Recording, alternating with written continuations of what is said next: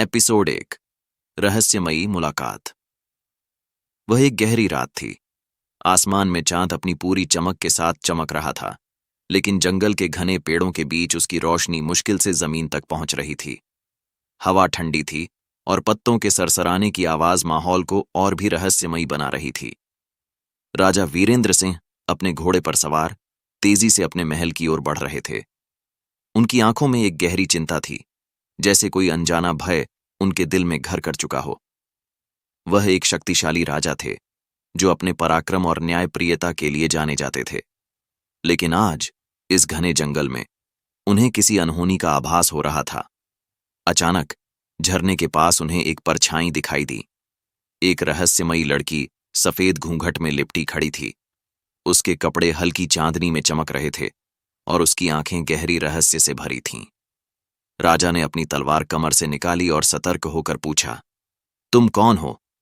लड़की ने हल्की मुस्कान के साथ जवाब दिया, मैं वह हूं जो तुम्हारे भाग्य में लिखी है, लेकिन तुम्हारी नहीं हो सकती। राजा को उसकी बातों में एक अजीब सा आकर्षण महसूस हुआ।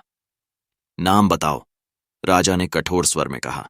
लड़की ने धीरे से कहा, नाम से ज्यादा मेरी यादें जरूरी हैं, मेरे राजा। राजा वीरेंद्र की आंखों में हजारों सवाल उमड़ पड़े। यह लड़की कौन थी? क्या यह किसी साजिश का हिस्सा थी या सच में कोई रहस्यमयी शक्ति? अचानक लड़की का शरीर हवा में लहराने लगा और कुछ ही पलों में वह अंधेरे में गायब हो गई।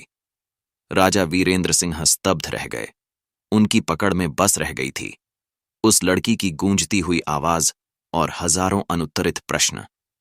दोस्तों, इस कहानी का अगला भाग एपिसोड 2 देखने के लिए कल सुबह 8 बजे मिलते हैं।